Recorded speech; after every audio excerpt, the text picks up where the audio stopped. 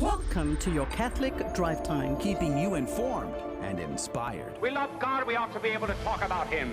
Getting you started on your day with the latest in breaking news and information from the Vatican to the White House and everything in between. It's serious, it's fun, it's your Catholic Drive Time. Good morning, Catholic Drive Timers. This is Brent Haynes, substituting for Adrian Fonseca this morning, who's out doing the Catholic thing. I'm here as your morning substitute host with Rudy the Newsman Garcia. Rudy the Newsman Carlos. I'm already thinking sports, Rudy. Wow. I'm already thinking about sports, Rudy. Here we are keeping you informed and inspired. We have a good show for you today. We are going to be discussing the new Speaker of the House. As you might have heard last week, the United States House of Representatives got a new Speaker after about 2 weeks of disagreement among the majority party. There's a lot of good news there. We're going to be talking about that. In the next half hour, we're going to be talking with the leader of one of the largest pro-life organizations in Texas. We're going to be taking a different view, though. We're going to be talking about what actually goes on behind the scenes and what is their day-to-day work like. You know, a lot of us give them time. A lot of us give them money. We give them time as volunteers, but those who are working professionally, what do they do with their time and what do they do with their money and what are all the different organizations like? But let's begin with prayer. In the name of the Father, and of the Son, and of the Holy Spirit. Dear Heavenly Father, we thank you for bringing us in safety to this new day. Preserve us with your almighty power, that we may not fall into sin, nor be overcome by adversity. And in all we do, direct us to the fulfilling of your will, through Jesus Christ our Lord. Amen. And now for the news. Thank you, Brent. Now, good morning. You're listening to Catholic Drive Time, keeping you informed and inspired. Here's a sampling of your breaking news and headlines today. You remember the shooting that took place in Maine? Well, the shooting suspect was found dead of self-inflicted gunshot wounds, or rather just one. Robert Card, the shooting suspect in Wednesday's attacks that left 18 dead in Lewiston, Maine, was found dead of a reported self-inflicted gunshot wound on Friday night. He was found in the same clothing he was pictured with, wearing in the photographs the police released on Wednesday night. Many in Maine are breathing a sigh of relief, but two questions remain. Number one, how did Card's mental health evaluation at the West Point Hospital in mid-July of 2023 not reach the level of an involuntary commitment? And number two, did somebody drop the ball in reporting an involuntary commitment to the National Instant Criminal Background Check System to prevent the passage of a background check? Those are two important questions to ask. Moving on to world news, desperate Gazans raid UN food warehouses as Norway and France condemned disproportionate Israeli attacks. After a 3-week siege and bombing campaign in Gaza with widespread suffering and desperation, the UN has sounded an alarm over potential breakdown in civic order. According to the UN Relief and Works Agency for Palestine Refugees, thousands of Palestinians have resorted to breaking into their warehouses to obtain essential supplies such as wheat, flour, and hygiene items. Meanwhile, the intensifying crisis for Palestinian civilians has not only led to massive street protests in various nations, particularly in Europe, but has resulted in rare criticism aimed at Israel from leading Western nations. Norway has condemned what it sees as a massive and disproportionate response to the death toll among Palestinians in the wake of the October 7 Hamas terror attack, which killed 1,400 people. International law, this is a quote, international law stipulates that the reaction must be proportionate, the civilians must be taken into account, and that humanitarian law is very clear on this. I think this limit has been largely exceeded, said Prime Minister Jonas Gahr Store in an interview. Even the White House has begun to urge caution, with National Security Advisor Jake Sullivan saying they're putting rockets and other terrorist infrastructure in civilian areas. That creates an added burden for the Israeli Defense Forces, he said. But it does not lessen their responsibility to distinguish between terrorists and innocent civilians, and to protect the lives of innocent civilians as they conduct this military operation, unquote. Now, if you're like me, you're also wondering, why is it that Halloween candy is so expensive these days? I almost wanted to give away candy this year, but I decided not to. This headline is Pricey Treats. Halloween candy inflation hits double digits for the second year in a row. U.S. candy prices surged 13% in October compared to that of last year, marking a second consecutive year of double-digit inflation in the industry. The increase is more than double the 6% rise in the overall grocery prices and follows a 14% hike in candy prices since last October. Increased costs of labor, packaging, and other ingredients also contribute to the ballooning candy prices, as reflected in the pricing strategies of companies like Hershey Company and discount grocery chains. But I have a solution for you. Offset the cost of the candy by including Saints cards, and you're going to be saving money and maybe even saving souls. Now, those are some of your headlines today, but stay tuned on Catholic Drive Time for more. Now, Brent, who's the saint of the day today? Rudy, the saint is Saint Marcellus the Centurion, a martyr from 298. So this was back from the days of the Roman Empire. In 298, the empire was celebrating the birthday of Emperor Maximian Herculeus. And they were doing this with extraordinary feasting and solemnity. There were pompous sacrifices to the Roman gods, which were a big part of the solemnity and the celebrations. But Marcellus, who was a centurion, which would have been a captain, a commander of a legion, was a Christian. He was posted in Spain.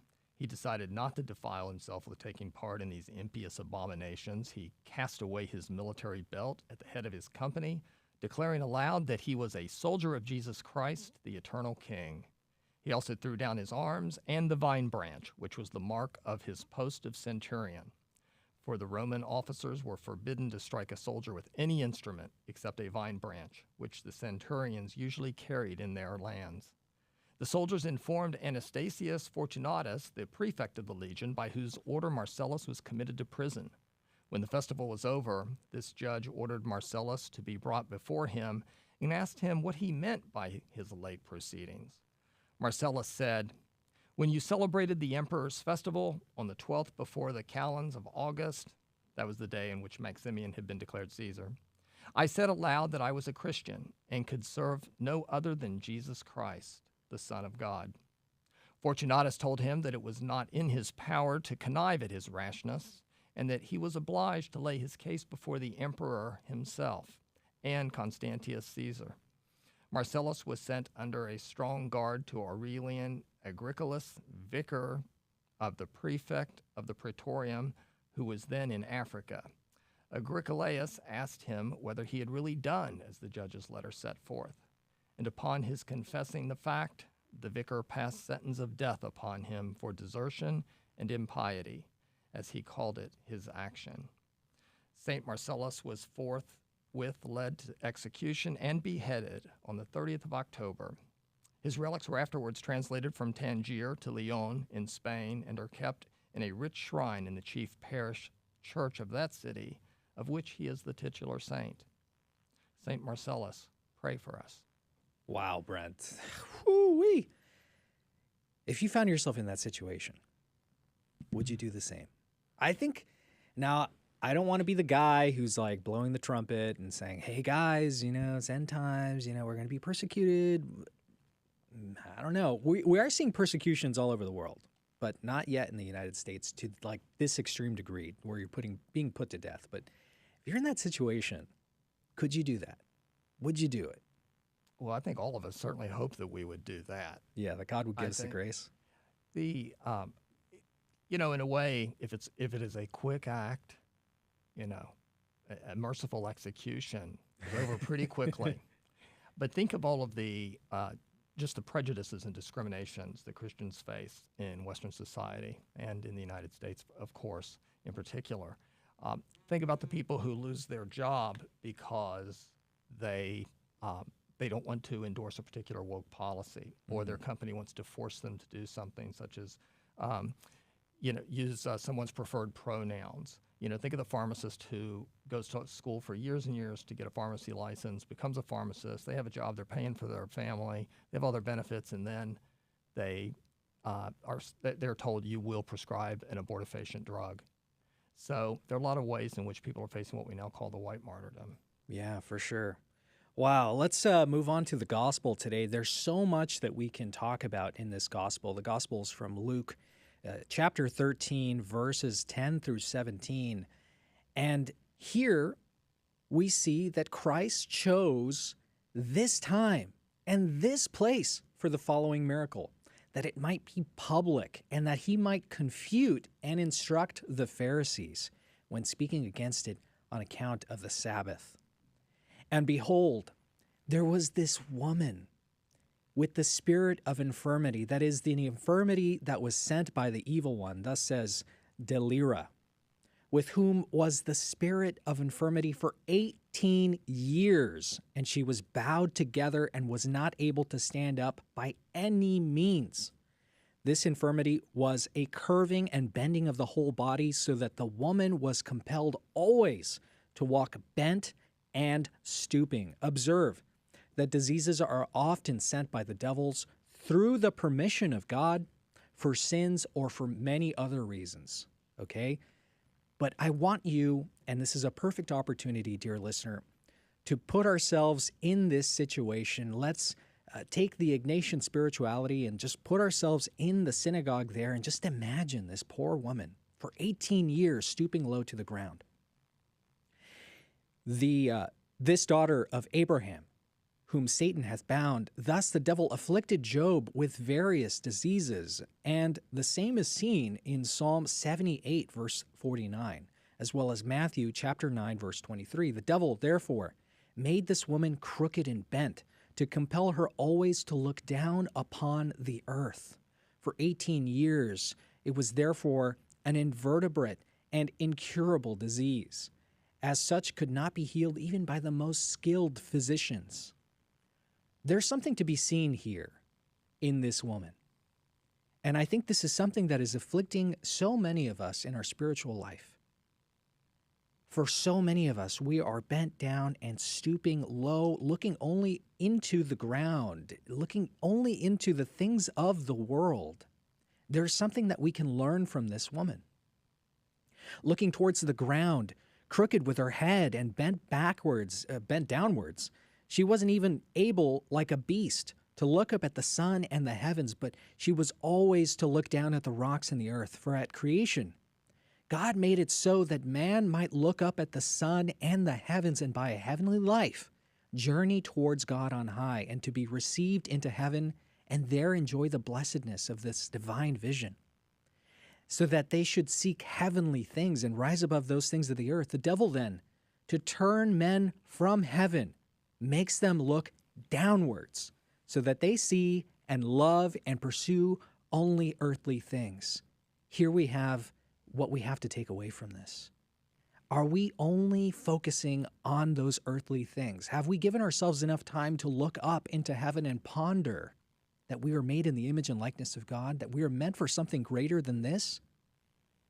And he lays his hands upon her, the hands that signify the power of Christ, his authority, his rule over diseases and the devils, and equally his loving kindness and beneficence, by which he conferred the benefit of healing upon the woman through the beneficence of his touch. And what do we see here? If we're still imagining ourselves in an Ignatian way in the synagogue, what's the logical response to seeing this woman be healed by our Lord Jesus Christ? Should we not be leaping for joy? But the ruler of the synagogue answered with indignation. Indignation because he envied Jesus and the glory of a miracle by which he had shown himself. Therefore, the whole synagogue and the people to be greater before the whole synagogue and the people to be greater than the ruler, that's to say, he's better than this ruler of the temple. This man made religion and zeal for the observance of the Sabbath the cloak of his feeling. When the ruler of this ungrateful synagogue saw the woman made suddenly erect by a mere touch and celebrating the great acts of love, he sullied his zeal for the glory of God with envy. Christ rightfully calls him a hypocrite, because he had the face of one who observed the law carefully, but the mind of cunning and envy. He was not disturbed for the Sabbath and its violation, but because he obtained glory. I think we can also learn from this that we go to Mass sometimes and we do it just for the routine. Do we do it because we love Christ? Do we do these things because we love Christ? Are we finding ourselves like this woman for 18 years, looking down to the ground Today, take a moment and look at this woman. Compare her affliction in body and soul to your spiritual life. If you're swept away with the cares of the world, you can't contemplate the heavenly in eternity. Take that away today. We'll be right back on Catholic Drive Time. This is Dale Ahlquist with a Chesterton Minute. Have you ever noticed what happens when people set out to destroy the church? They don't destroy the church, but they manage to wreck everything else. G.K. Chesterton says men who begin to fight the church for the sake of freedom and humanity end up flinging away freedom and humanity if only they may fight the church. The secularists have not managed to destroy divine things, but they have destroyed secular things. Thanks to the war against the church, the world is a mess. We have more disorder, more distress, more discontent than ever before. And that's why we must defend the faith. By defending God's truth, we are defending all truth. By defending the church, we are saving the world. Want more than a minute? Chesterton.org. Ladies and gentlemen, this is your captain speaking. We're currently cruising at 39,000 feet. We'll turn that seatbelt sign off for you and let you move about the cabin. Looks like we're about 2 hours and 10 minutes from landing. Plenty of time for you to pray a chaplet. Wouldn't it be great if everyone prayed the Chaplet of Divine Mercy daily? Why not start today? A friendly suggestion from Guadalupe Radio Network. Welcome back to Catholic Drive Time. Welcome back to Catholic Drive Time. This is Brent Haynes, substituting for Adrian Fonseca, in with Rudy Carlos, keeping you inspired and informed. Rudy, did you keep up with the news? We have a new Speaker of the House. Yes. Yeah, they ousted McCarthy. I had no idea that he was doing poorly. And I don't really know the background all that much, but I'm so thankful that you're here filling in for Adrian, because I know you're really in tune with what's going on in these offices. But McCarthy was ousted. Then they went into a session looking for votes, and all kinds of different people came up, including the former President Donald Trump, who said he would volunteer to step in for a while. But tell us a little bit about the background of McCarthy getting fired, essentially, and opening up the door for this new Speaker of the House. And that's a whole conversation itself that could take up the entire program and more. But in short, there's a very small number of conservative congressmen who demanded certain agreements or concessions in order for McCarthy to get their vote to become Speaker. And remember, the Republicans have an extremely narrow majority in the House of Representatives.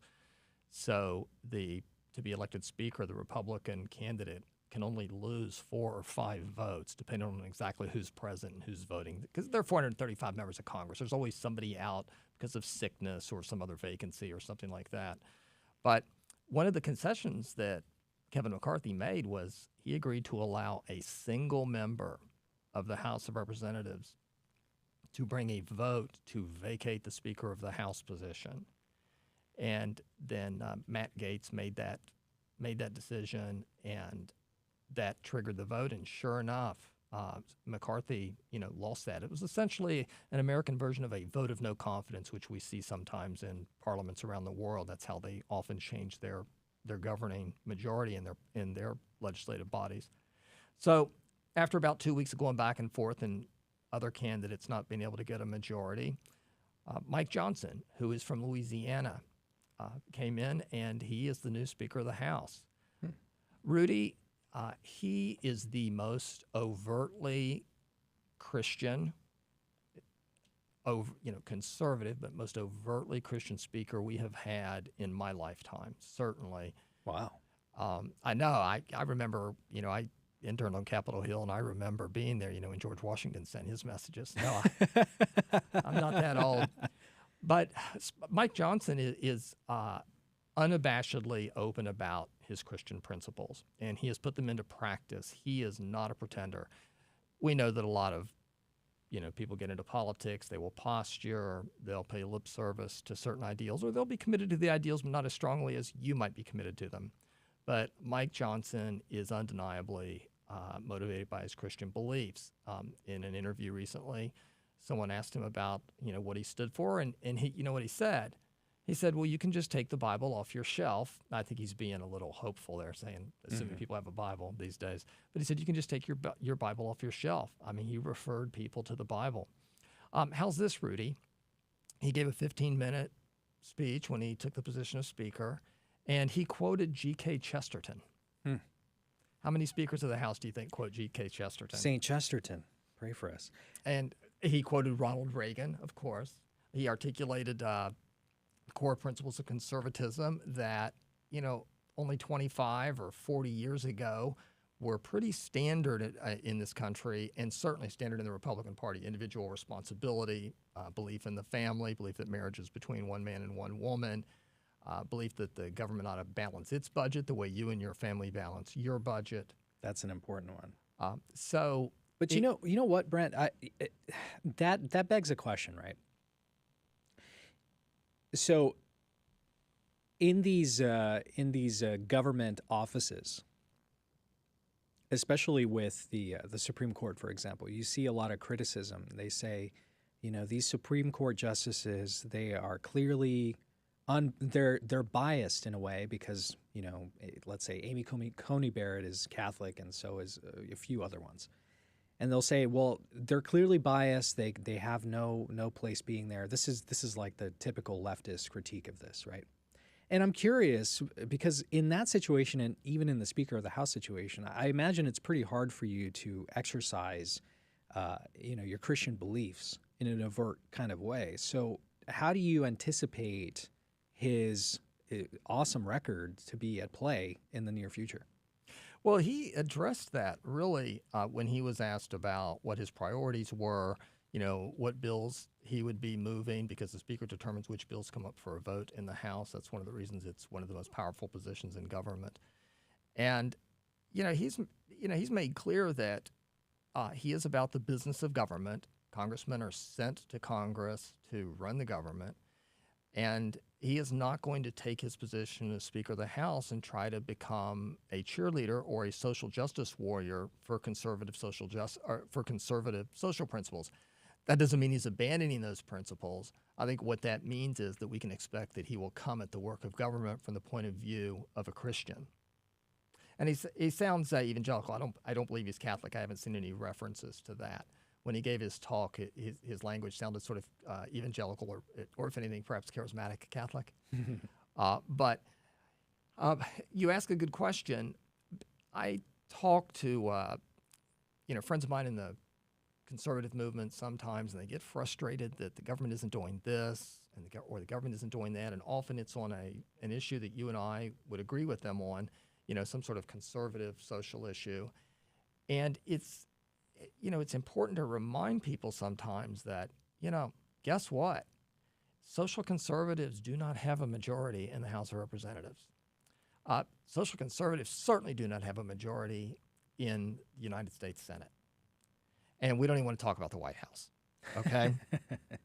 So, you send congressmen go to represent their constituents. They go to speak their voice and to shape policy. And the good thing is, by having a committed conservative, and especially a committed Christian conservative as Speaker of the House, because he sounds principled, the good thing is that a Christian approach or Christian ideas or sensibilities aren't going to be an afterthought with him. Now, I assure you, somebody who's conservative is going to criticize him about something. That's the nature of politics. Mm-hmm. I like to remind people, if you want to find the best politician, the only one that's going to really meet all your standards is the one you see in the mirror every morning. But how about this, Rudy? You've heard the phrase, known by your enemies. You are known by your enemies. So Mike Johnson has already been called an election denier. One of the first, stories that came out about him because he participated in a lawsuit that raised questions about the 2020, certain aspects of the 2020 election. You're just not allowed to do that, Rudy. And remember, after the 2016 presidential election, one Democrat after another stood up in the United States Congress and moved to not recognize or not certify electors who are going to vote for Donald Trump. Those people are not election deniers, Rudy, just so you know. But 4 years later, with a different political party, those people are. So they're already attacking him because of that. And how about this? MSNBC, a commentary piece, so not necessarily straight news, but a lot of times people don't distinguish. And MSNBC is very liberal, but one of their writers came out and said that Representative Mike Johnson, the newly elected Speaker of the House, is the most unabashedly Christian nationalist speaker in history, end quote. That ran under the headline, Mike Johnson's Christian nationalist track record isn't a mystery, it's a tragedy. And they weren't done there. The subheadline was, the new speaker cut his teeth trying to erode the separation of church and state and abortion and LGBTQ rights as a lawyer for the Alliance Defense Fund. Now, full disclosure, Rudy, I'm affiliated with the Alliance. It's now called the Alliance. It's now called the Alliance Defending Freedom. Full disclosure, I'm affiliated with them also. And what that really is, they have full-time professional lawyers in offices around the country. But mostly they are a network of conservative lawyers or lawyers who agree to donate time to defend religious liberty, essentially. They defend homeschool parents who are being harassed by bureaucracies and education departments. If a child takes a Bible to school to read during free time, and the teacher, because these are real cases, you understand, the teacher tells them, hey, you can't bring that Bible to school, separation of church and state. The Alliance Defending Freedom attorneys are there to protect that child and their family. Does that really happen? That's absurd. It happens all the time, Rudy. Wow. It happens all the time. My law firm years ago provided some minor assistance to what is now called First Liberty, just down the road from us. Just a few miles down the road from us in the independent school district next door. Unreal. Where I believe that case was a grade school student who had brought, for Valentine's Day, kids would exchange cards in school. I believe that case involved a child who brought a card to school that said, Jesus loves you, or something to that effect. Yes, these things happen all the time. So here's the point, though, for us and for our listeners, keep in mind. People working with the Alliance Defending Freedom are not posturing. These people are not posing. They're not paying lip service. Mike Johnson is committed. And you can see from these kinds of headlines that he is already coming under severe criticism. They were never going to cut him a break anyway. But we should pray for him. He has his challenges cut out for him. The government budget is the big issue right now. If they don't get the budget passed, and Congress has only passed a budget on time, something like 4 times in the last 40 years. Wow. And they have to get a budget through the House, and then of course they have to deal with the Senate, and they have to deal with the White House. And of course, anytime the Republicans try to pass something in the House, the White House says we'll veto that, and then it's the Republicans' fault. You understand how that works? Sort of like that 2017 versus 2021 election denier claim. But look, Mike Johnson, so far as we can tell, he's a good conservative. He is a Christian believer. He's articulate. He obviously has managed to garner the support of the Republican caucus in Congress, and he has a huge job ahead of him. And we know, as you just said, covering the news, and as anybody looking around the world these days, the world's a dangerous place, and it's getting more dangerous every day. So we should all pray for him. Yeah, Brent, I think that's a fascinating insight there. The people that lead our country, they're not so distant from us, right? They're as close as a prayer, because if we don't pray for our country, we deserve exactly what we're getting now. If we're not praying the rosary every single day and asking God for peace, for his heart to reign in all hearts, I mean, we're going to get exactly the same thing over and over again, right? So I think it's a total win that we have somebody, in such a position of power that actually believes in our Lord. I don't know if he's Catholic or not. He's probably not Catholic, but at the very least, he's Christian.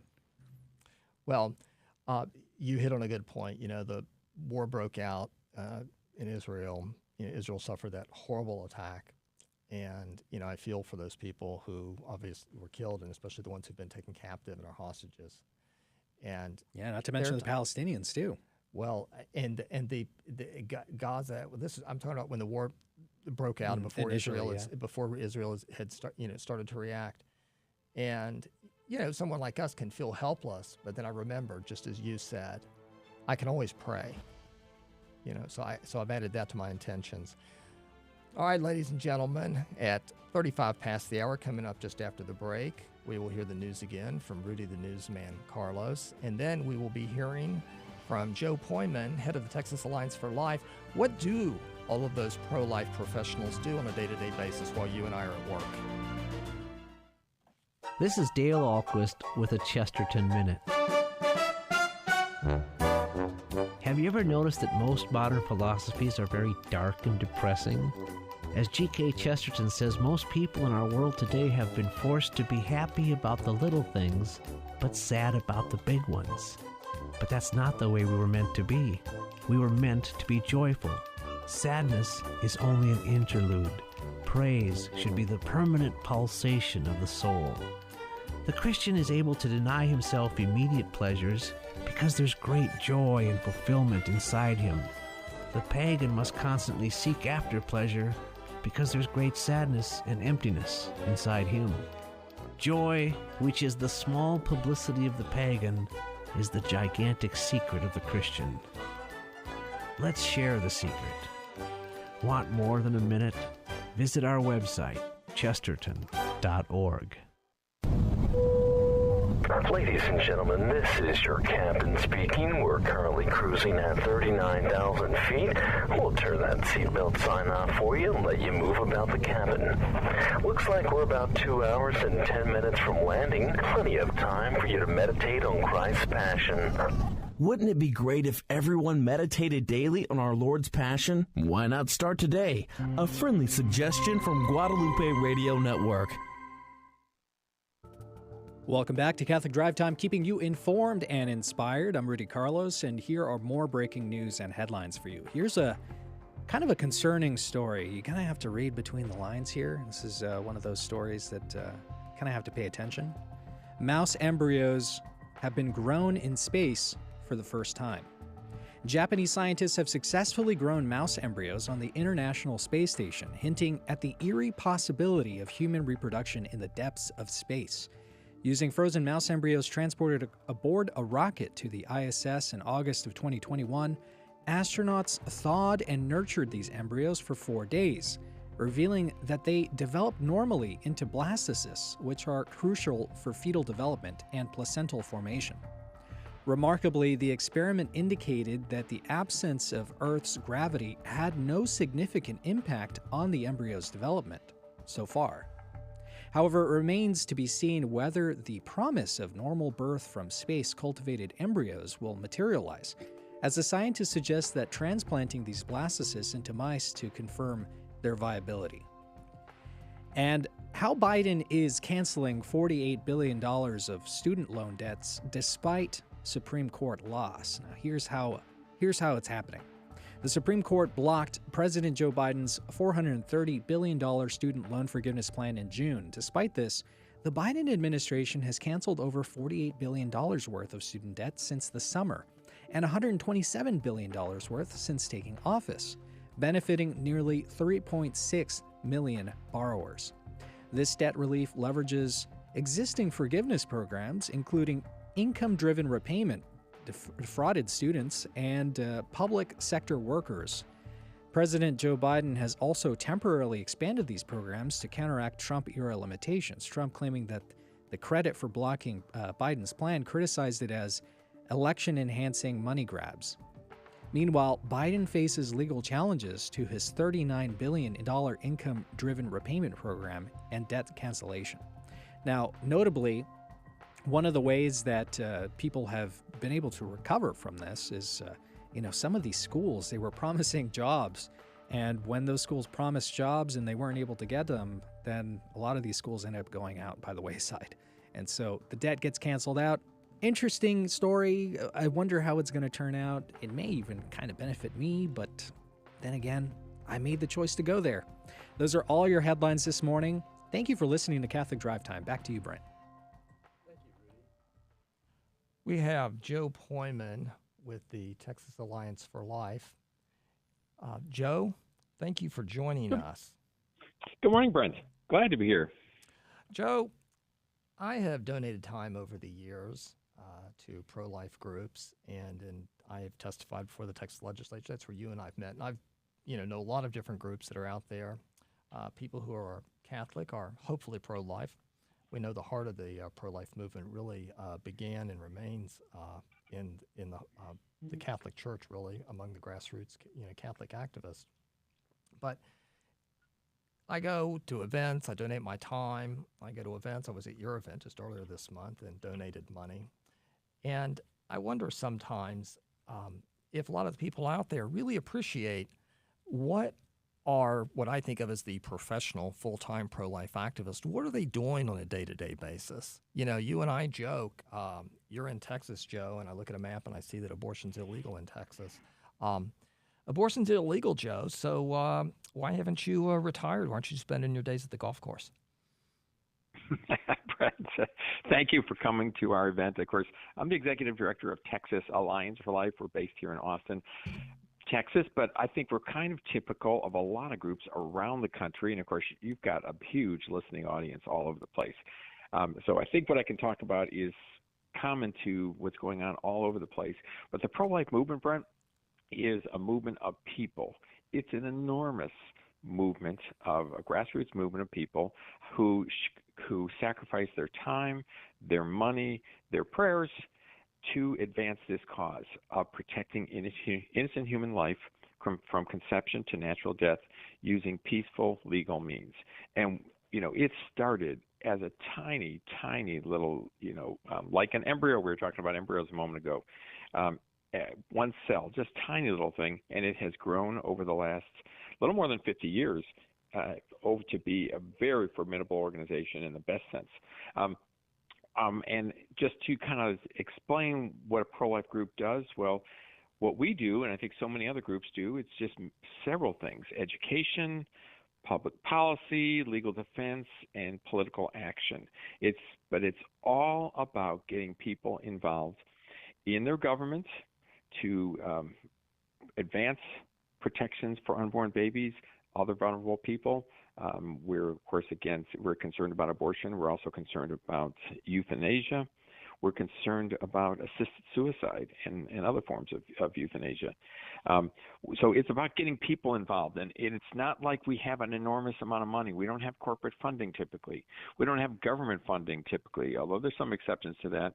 But basically, we're just people. And the enormous number of people. And for example, if you look at pregnancy centers, I've heard the term, the number of pregnancy centers far exceeds the number of abortion facilities throughout the country. And the number I'm hearing is like 3,000 pregnancy centers across the country. These are organizations that help a woman with an unplanned pregnancy or sometimes a planned pregnancy, but that woman needs help. And sometimes the families need help if she's in a family relationship. 3,000, and frankly, Brent, I've heard that for a number of years, so I think it's too low because these I'm seeing in Texas and around the country are just proliferating. They're coming into being all the time. So the number must be much bigger. That doesn't even count, Brent, the church-based organizations that help pregnant women. And this is Catholics, I think, can do a lot of bragging. In Texas we have this saying, it's not bragging if it's true. So there's a lot of truth that the Catholic churches are doing an enormous amount, but a lot of non-Catholic churches are doing an enormous amount and have been for a long time. So it's that. What do we do on a daily basis? I've been followed around by international media because they come to Texas and they want to see what is going on in Texas because they think Texas is, kind of crazy. And actually, those stories aren't all that interesting because we're not doing anything radical. Other than it's pretty normal, it's pretty common sense. It's just getting people to understand what's going on and getting involved in their government, getting involved in pro-life organizations, helping them with helping the pregnant women, helping to educate people, getting out and voting pro-life. So, there's a lot of things we can talk there, whatever direction you want to go, Brent. Well, I serve on the board of a pregnancy center, and I don't do much. Let me tell you, it's the staff and the employees that, of course, do all the work. And I think a lot of people have an idea of what pregnancy centers do. The ones I'm familiar with throughout my, pro-life activities over the years, the ones I've become familiar with, they provide assistance to women who are pregnant, what they refer to or used to refer to as a crisis pregnancy. Everything from parenting classes to providing diapers to sharing the gospel, to providing ultrasounds. Some places provide assistance to women with young children up to the ages of 2, sometimes 3, sometimes 4 years old. I think people have an idea about how pregnancy centers work. They're a very visible part of the pro-life movement for those that are involved. But your organization is more of an advocacy organization. You're based in the state capital in Texas. How does your work different? What do you do? I know you don't have a typical day. But what do you do, say, on a weekly basis when the Texas legislature is in session and you're trying to, or even before the legislature comes in session, what are you doing on a day-to-day, week-to-week basis to try to advance legislation? And how did you get these great bills passed that we've gotten passed in Texas in the last few years? Well, that's a great question, Brent. And Texas, I'll just say a little bit of bragging, but it is true. Texas is one of 15 states that enjoys just tremendous laws that completely protect unborn babies from abortion beginning at conception. So that means the baby conceived, however the circumstances, even if a baby was conceived because the father was a rapist, or even if the baby has a life-limiting or a terminal condition, that baby is protected in Texas law from the tragedy of abortion. At the same time, Texas also appropriates vast sums of money for a highly successful program called the Alternatives to Abortion Program, which funds almost 200 pregnancy centers around the state of Texas. Not all of them apply for that money, but I think there's about 300 pregnancy centers, maternity homes, and adoption agencies. But we lobby for those laws. And what does that mean? That basically means contacting the legislators and their staffers, telling them the merits of the bills, what bills they want to avoid or oppose. We get involved in that. We try and connect the grassroots with their legislator. And, we're talking about just basic people who are, shopping for groceries. They're trying to get to work on time. They're trying to get their kids ready for school and off to school and so forth. They don't even know necessarily that they have a state representative or a state senator. They know there's this thing called Congress, and that's in Washington, D.C., but they're not even thinking about their own state capital. All right, we will be coming right back after the break to continue our conversation with Joe Poyman about what goes on behind the scenes in the pro-life movement.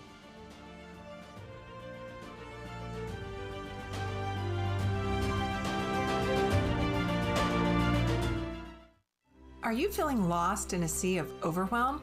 Hi, this is Coach Felicity with Stand Tall Today Coaching Minute. Many people find themselves challenged with overwhelm. Too many things to take care of, too many people to please, too much work to do. And in spite of their best efforts, they continue to fall behind with this overwhelm coming in like a flood. But that's not the abundant life that Jesus wants you to live. That's why Stand Tall Today has experienced professional coaches that will assist you in dialing down that overwhelm. They'll help you get a grasp on where you are and to create a plan that enables you to take bite-sized steps of action so you can live an abundant life. Why not take your first step right now? Go to standtalltoday.com and find a coach that is just right for you. Because life is simply too short to stay lost in a sea of overwhelm. This is Coach Felicity with your Stand Tall Today Coaching Minute. Ladies and gentlemen, this is your captain speaking. We're currently cruising at 39,000 feet. We'll turn that seatbelt sign off for you and let you move about the cabin. Looks like we'll have you at the gate in plenty of time for you to get to confession before Mass this evening. Wouldn't it be great if everyone regularly went to confession? Why not start today? A friendly suggestion from Guadalupe Radio Network. Welcome back to Catholic Drive Time, keeping you informed and inspired. I'm Brent Haynes, in for Adrian Fonseca, here with Rudy Carlos. We have Joe Poyman from Texas Alliance for Life discussing what goes on behind the scenes in all the pro-life organizations out there, or at least in his organization. Joe, before the break, you were talking about advocacy and meeting with state legislators to get pro-life legislation passed. I imagine, and I know just from talking with you sometimes, that it sounds maybe glamorous almost to say that one is a lobbyist or one is up there working with state legislators and maybe meeting with their staff or meeting with individual representatives. But a lot of research goes into that, doesn't it? I imagine that you or someone on your staff spends a lot of time actually researching different bills, looking at what's legal, what you think will pass muster in the courts, and how best to get legislation drafted so it won't get thrown out. Is that right? Absolutely, Brent. There are good pro-life bills, and those are the ones that will accomplish a real goal of saving babies' lives. They also educate the public about the sanctity of life, and they're good laws because they will survive a court challenge, which many times is inevitable. So we do spend a lot of time researching laws. We look to what other states are doing. We look at court precedent. The court precedent is really good for us now that the Supreme Court has overturned the terrible Roe v. Wade decision in the Dobbs case in 2022. We form a coalition of other pro-life groups that are like-minded, and I will say prominent that and I want to give some attention to the Texas Catholic Conference of Bishops. They have a small staff in Austin, which accomplishes an enormous amount of things, considering that it's not a large staff, but they're very competent, and they provide a lot of oomph. They provide a lot of, I guess I'll say the word muscle. They have a lot of influence because the Catholic Church is really big in Texas, and while they do not advocate for or against candidates in elections, they did carry a lot of moral weight. They carry a lot of, just political weight, but just by being very large and influential. So we do form this coalition. We work together on these laws. There's a process. Way back when, some 35, almost 40 years ago, when I first got started, a lobbyist took me aside and said, Joe, here's what you need to do. You need to learn the process that it takes from a bill to become a law. And there are a bunch of steps that it has to do. Each one of those steps you have to overcome, and you have to figure out that process. So we spent a lot of time researching the process. There's a rule book in the Texas House. Every state has a rule book for its House. There's a rule book for each state's Senate. You have to learn those rules. You wouldn't go on the road unless you knew which side of the road to drive on. You wouldn't dare drive, or you shouldn't dare drive if you don't know the laws of the road, or you wouldn't play tennis unless you knew the laws. But sometimes pro-lifers think, hey, my cause is just, so we can just go out there and try. That's probably not going to be helpful. You have to know the issues. You have to know the people, the legislators, who they are, their personalities, what they do for a living, things like that, what they like, what they don't like, so you can influence them. A lot of times you're befriending them because they're just people also. And then you know this issue, you're very passionate about it, and over the years, our states have passed so many good laws that what we could just do under the Supreme Court, like require that the doctor get the consent or notify parents before performing an abortion on a minor child, or cutting off funding for abortion, state funding for abortion, or informed consent laws like requiring that the doctor allow the woman to see the ultrasound image of the baby before performing an abortion. All these things in Texas helped move the ball down the field till we were ready with a law that went into effect once the Supreme Court was overturned. That was called the Human Life Protection Act in Texas. And once the Supreme Court did overturn Roe, that law went into effect. But that was, frankly, 35 years in the making. And every state is very similar to this. Well, you also mentioned trying to keep people informed, trying to keep activists informed, and you do that also to just to be blunt, to put pressure on our elected representatives to get them to pass legislation. And, of course, other groups are doing what you do in other states, more or less, or, in one form or another. One thing I've noticed about your group is your email communications. In my judgment, because it seems like I'm on every political email list in the country, aside from pro-life, your organization seems to have about the most sophisticated emails that I have seen. And for our listeners out there, they might wonder what's so sophisticated about an email. But when I get an email from Texas Alliance for Life, it tells me who my state representative is. It tells me who my state senator is. It tells me how to get in contact with them. I also get a mailer from you all every month. You all have one action item every month. It's just a simple one-page mailer that comes every month, and you have one action item. It might be something as simple as call the governor and thank him for signing this particular pro-life bill. Yes, exactly. Brent, it's all about just people don't have time to research it. They just don't know about their local governments like we should.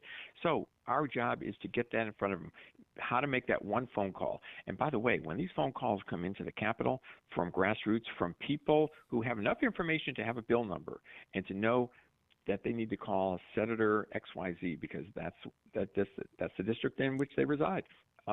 When I go into someone's office to lobby on a particular bill, at first I'm one of many. But once those calls start coming in, I'm a pretty important person. Why? Not because I'm Joe Poyman, maybe because I'm Texas Alliance for Life, but because their constituents know about this bill. And these legislators, their senators, their representatives, the governors, they report back to their own constituents. So getting the constituents, the pro-life Catholics in the pews, to know who their state senator is and contact that person. We do that with email. We do that with texting. All those means. We use a lot of social media, but that is where the power of the pro-life movement does. We have vast numbers, but getting them to actually contact their government is what's huge. And thank you for that compliment. We take a lot of time to try and get those right, and I think they do really help when they're well done, and that's what we strive to do. So you have people on your staff who are researching legislation. You're trying to figure out what legislation is good, what legislation is bad. You're going out, you're communicating with state legislators. And then on the other side, in a completely different area of expertise and dealing with a different body of knowledge and a different set of skills, you've got people who are working on the email format, the contacts. Those emails that identify hundreds or thousands of different voters and which district they're in and who their specific representative is and who their specific senator is. Those emails don't just happen. That's an entirely different area of knowledge, and I'm sure you're probably hiring some outside services to assist with that. But you're covering this full spectrum here is the impression I'm getting. We do, and I will say there's a couple other aspects is when these laws, and this is not going to involve individual people, except through their financial support. But these laws are frequently attacked in the courts. We have our Human Life Protection Act I just mentioned. It's being attacked in state court, and that attack is now up to our Texas Supreme Court. That's a very critical lawsuit. So we have hired our counsel, an attorney, a gentleman from a national attorney on the national scene, and he's very good, and he has researched this, and he's written a brief that will be filed before the Texas Supreme Court, and it's going to be filed on behalf of the members of the pro-life members of the legislature, the members of the House and Senate. So that's another aspect, the legal defense, because our pro-life laws, because they're effective, the other side, once they lose in the legislature, then they attack them in the courts. And we see this on the national level as well. That is huge, a big part of what we do. And, how can people get involved? Well, they can do that. They can give money. They can sign up for their local pro-life groups. They can vote. And that is huge. Without the right people in office, we just can't win. And there are some people that are as passionately pro-abortion. I mean, they just support abortion regardless throughout all 9 months of pregnancy. They want the government to pay for it. And if they get elected, that's what they're going to advocate for. So voting pro-life is huge. So we provide a voter guide to our people. And Brent, can I mention Ohio?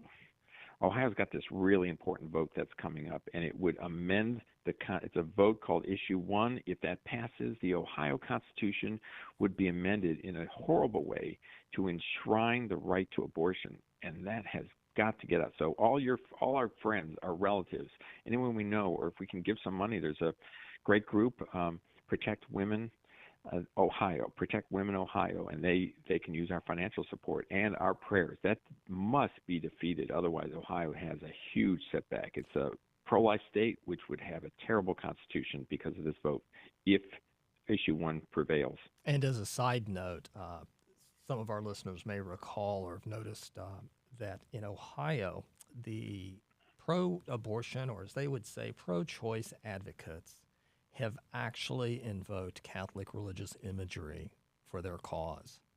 And I suppose you've seen that, Joe. That's absolutely disgusting. They're trying to confuse people. Make no mistake about it. This is critical. If we can stop Ohio, if we can stop it in Ohio, then we can stop this advance of pro-abortion votes around the country, statewide votes, because there's a number of other states that are lining up. So this is where the line is. This is kind of like our flank. We have to defend this flank, if I can use a military analogy.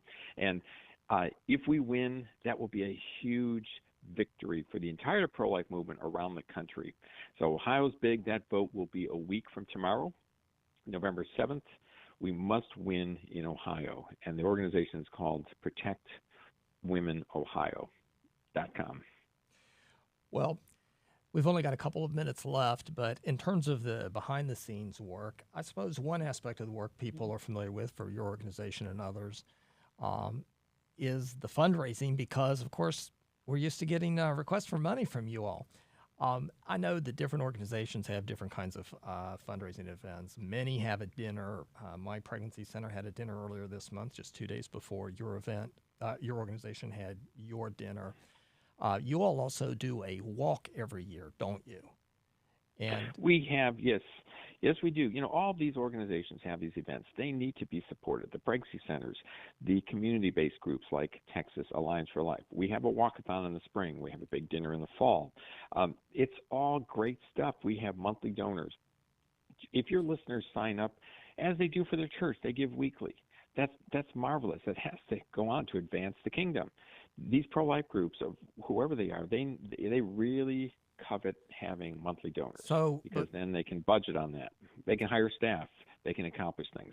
So just real quickly, before we run out of time, how much time do you and your staff spend preparing and organizing your dinner that comes just once a year? Well, we've got a small staff. I've got about 10 people on my staff. A couple of them are part-time. And for a couple of months, we're spending an enormous amount of time, probably more than half of a couple of my people are spending more than half getting that event. We just had a very successful one. More than 1,100 people from across the state came to our dinner. Not only is it raising money, but we just have a great program, and people get really their pro-life vision, their pro-life enthusiasm gets enhanced. They learn a lot, so it's a dual goal. Joe Poyman, thank you.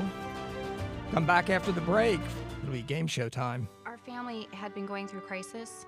Little by little, we just found ourselves drifting completely away. I was afraid to go back. I mean, I cried the first time I received the sacraments again. Cried because I was back and because I had allowed God to become a part of me again. It's united our family. There's peace in our home that we didn't have before. If you've been away from the Catholic Church for any reason, visit CatholicsComeHome.org today.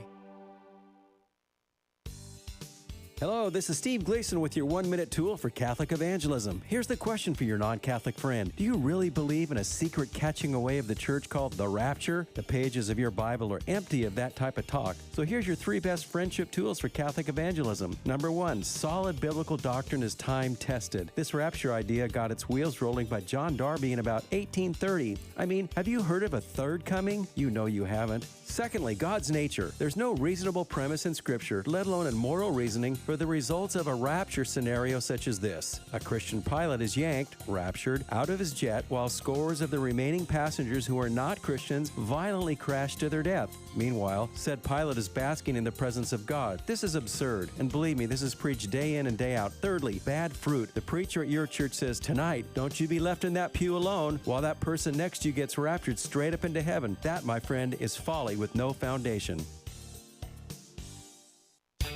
Listening to Catholic radio and getting excited about learning about your Catholic faith can be, well, infectious. I converted in my 20s to a Protestant, and this is the first time I've heard Catholic radio, and I've been listening to it for a couple hours driving. First time I've ever heard Catholics actually excited about what they believe. I'm going to tell you what, this has been one of the greatest 2 hours that I've had in a while. And a special thank you to our donors for keeping Catholic radio on the air. Thank you, and may God bless you. We are a young and diverse generation, helping those in need and promoting human rights. We care for the environment We embrace authentic witnesses and dream of a better world. Our passion comes from God, who loves us even when we fall and cheers on our victories. If you sometimes wonder, is there something more? Then come and see at CatholicsComeHome.com.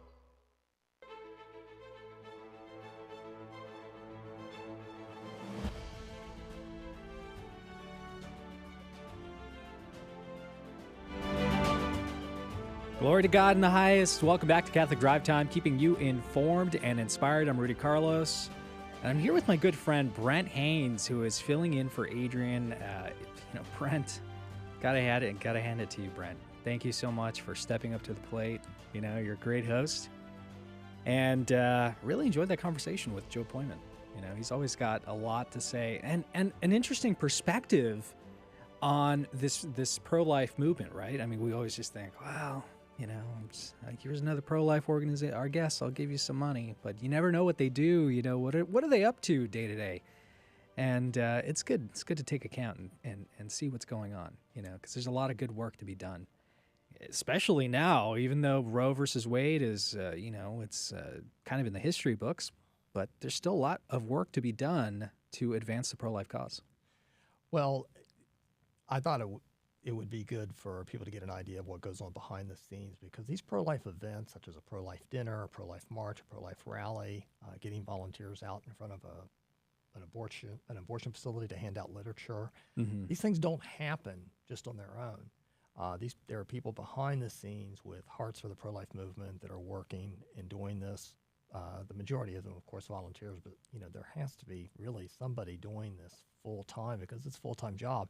In terms of what's happened after Roe v. Wade was overturned, we have lost every single battle in every state where life has been an issue when it's gone to the popular vote. We've won a lot in the legislatures, and as Joe Poyman said, abortion's illegal in about 15 states. But this fight, it's not over because of the Dobbs decision. What it did was it moved from the Supreme Court in Washington, D.C. to each of the 50 states. And so what's going to happen in Ohio is important, and the other side's not going to give up. For some reason, many of them they're just passionately in support of having abortion. And I know that a lot of times as Catholics, we get criticized for focusing so much on this issue. I never imagined when I was younger that it'd be an important issue in my life. But fortunately, we have good people out there who are able to work on this full time, thanks to the donations and the support that people like you and our listeners provide. That's exactly right, Brent. We here at the Guadalupe Radio Network and Catholic Spirit Radio, we never take that for granted, because we depend solely on our listeners. We're 100% listener funded. You don't get a big government grant, We Rudy? never get a big government grant. You didn't get any of that COVID money? No, I didn't get any of that at all. So we don't take that for granted. And these public, these groups, these pro-life groups, they don't take that for granted either, because that paycheck is not a guarantee. It's never a guarantee. It's the people who continue to fight with them that help them do all the things that they do. And speaking of behind the scenes, you sent me this interesting article yesterday, and I don't actually read this website, but it's the Western Journal, and it's a really interesting article that you sent. The headline says "State of Disgust." Very strong wording here. I wonder who the writer is. He obviously feels very very strongly on this subject. He says, population of illegal aliens under Biden is enough to be America's 13th largest state. Now, that should be setting off our alarm bells here, because this seems to be a feature of opening up the border and not enforcing the border, and not a bug. This is a feature and not a bug of letting so many people in who will then have some sort of political influence in the country in the next coming years. It is astonishing when you put it in those terms. A lot of being able to communicate with people effectively is being able to convey ideas to them in a way that is memorable, in a way that really gets their attention. I'm a lawyer. I go into the courtroom periodically, talking to a judge, talking to a lawyer. I've got to put things in a form verbally that gets their attention. And we've all seen the video of immigrants, or at least those who are paying attention to the news, for the news who bother to report it, have seen the video one after the other. People just literally flooding across the border, just walking across the river, just coming across.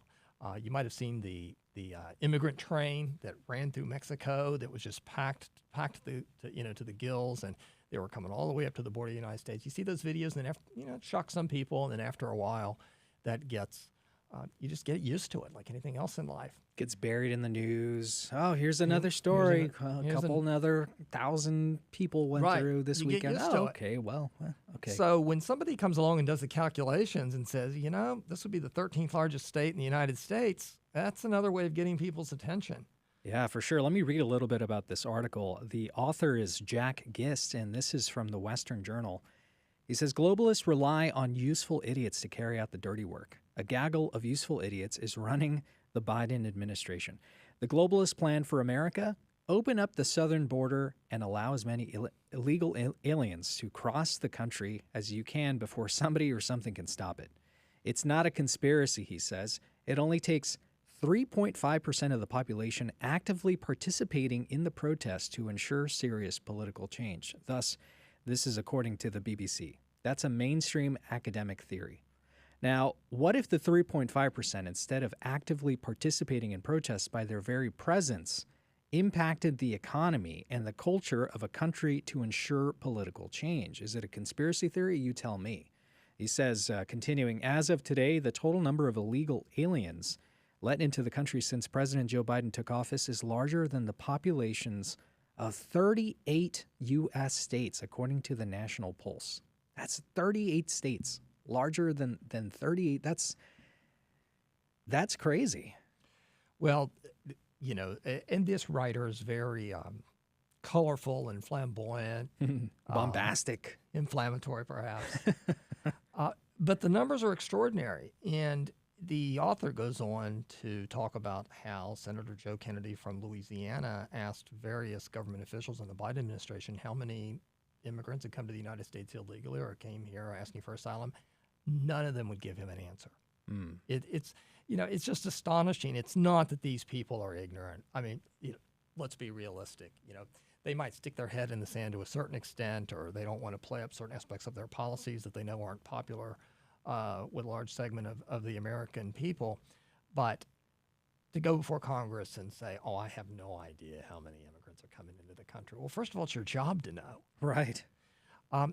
But the information is out there, and it's astonishing. So they reprint a graph that was created by another organization that ranks all the states, and California's the top, Texas is number 2 in population, then Florida and New York. Then you get into Pennsylvania, and you get into some of the Midwest and some of the southern states. But number 12 is Virginia, and then illegal immigrants would be number 13, and after that would be the state of Washington, Arizona, the entire rest of the United States. It's just an astonishing number. And the other point in this article is that you can really affect a massive change in your society with a small number of people. Mm-hmm. Do you remember the movie For Greater Glory about the Cristero Revolution in Mexico?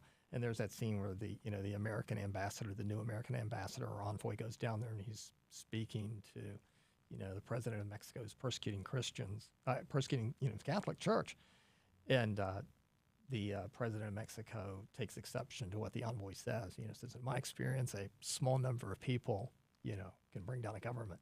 Mm-hmm. And nobody's suggesting that anybody's trying to bring down the government here, but it's certainly fair to ask, is there a political motive to have people come into the United States, get certain benefits, and start voting for a certain political party? It's not as if this hasn't happened before. Have you ever heard of Tammany Hall? No, what's that? And I was going to say, Tammany Hall. Given the state of the educational system in the United States of America, a lot of people forget about Tammany Hall. I'll be the first person to admit to you, Brent. I was not an academic in school. I was a terrible, terrible academic, and I have a poor memory. When immigrants came to New York City in decades past, they'd be met at the wharves by someone from the local political machine, and Tammany Hall was the Democrat machine, and they were there to help.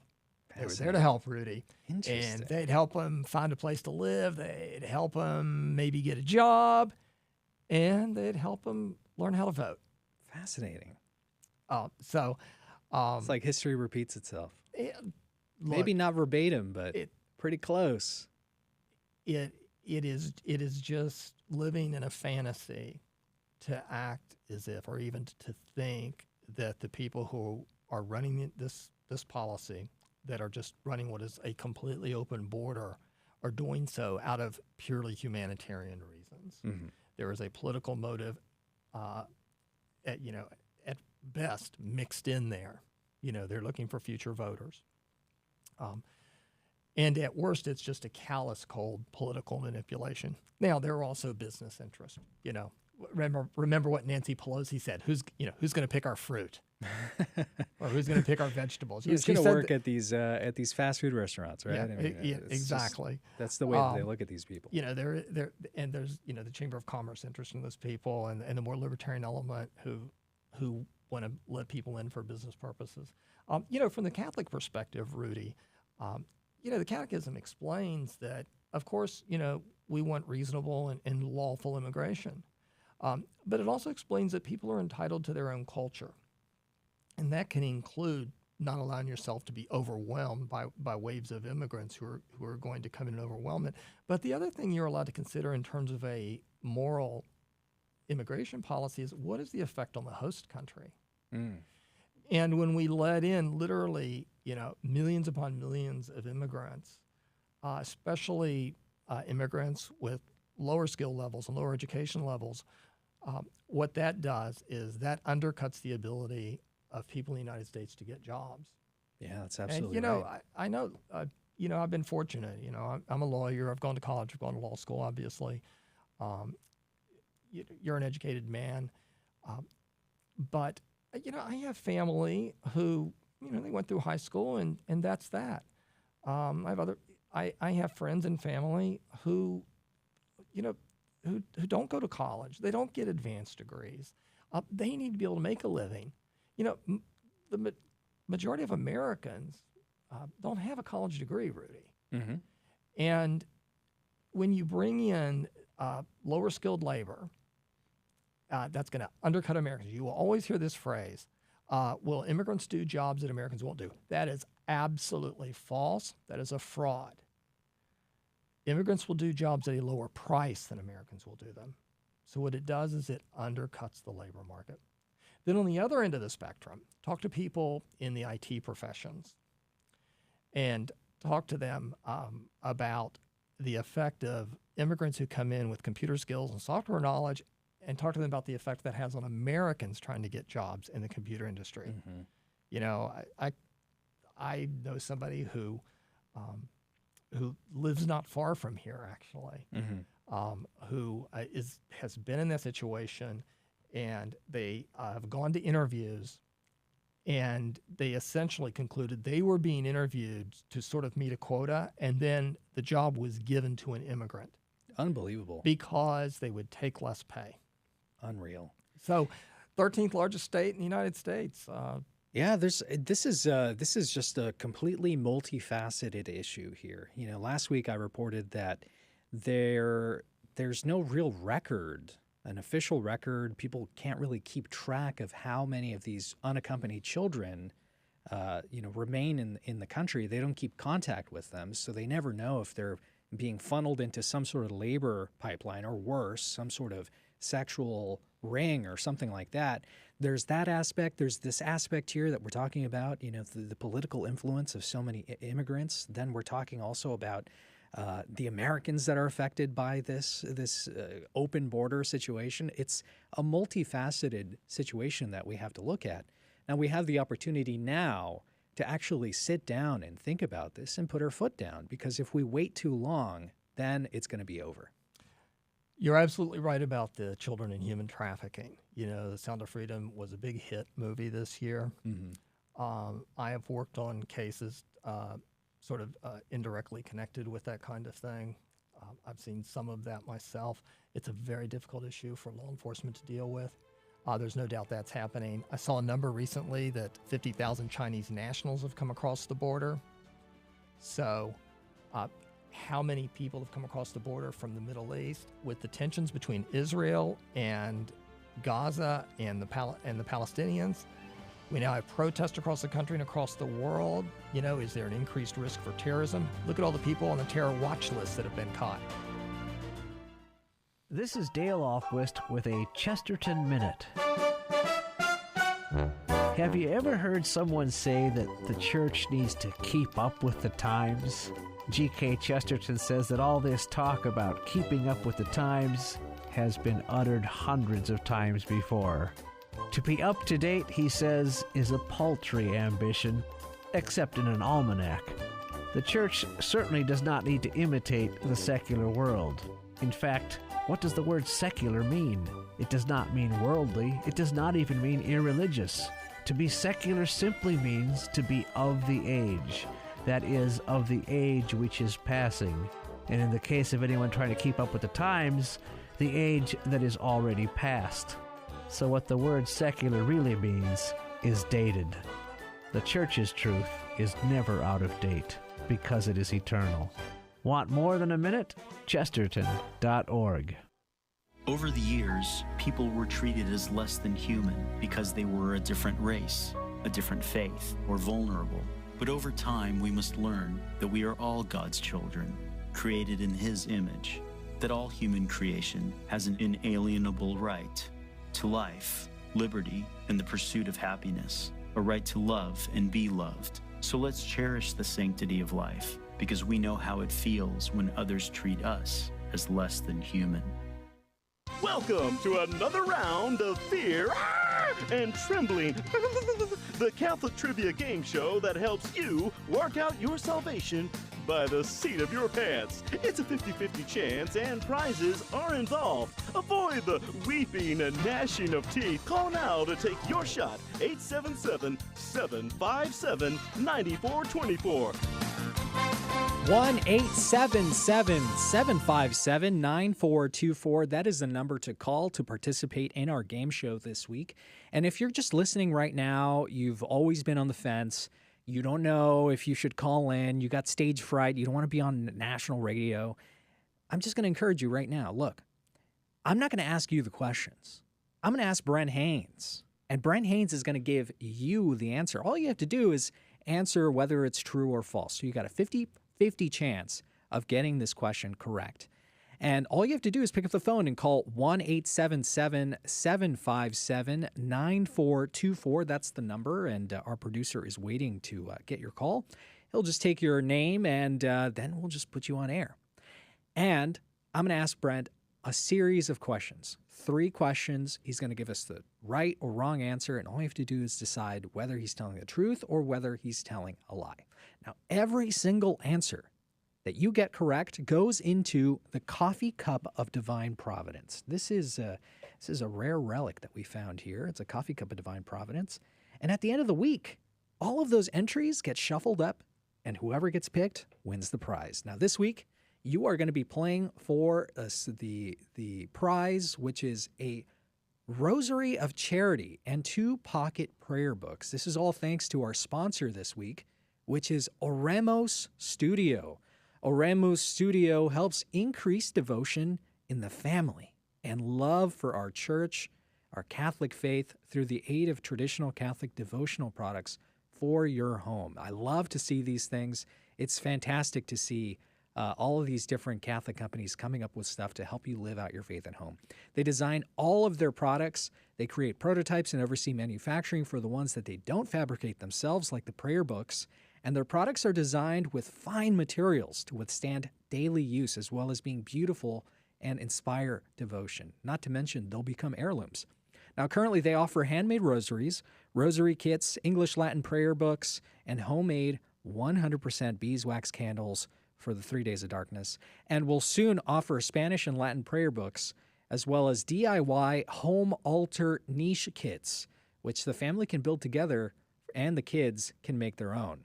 Now, their website is oremostudio.com. So that's OREMUS.studio. And that's their, it's not a .com, it's oremos.studio. If you want to visit their website and check out their wares, I'm going to give out that website, oremus.studio. So just type that into the browser there. It'll take you to their website. Now, it looks like we do have a caller on the line. Amanda from San Antonio. Can you hear us? Hi. Hey, Amanda. Good morning. Where are you off to today? I am going to work right now. I'm a teacher. You're a teacher, and you teach astrophysics. You teach rocket surgery. You Pre-K. Pre-kinder. So a little bit of everything. A little bit of everything. Praise be to God. And where do you go to church in San Antonio?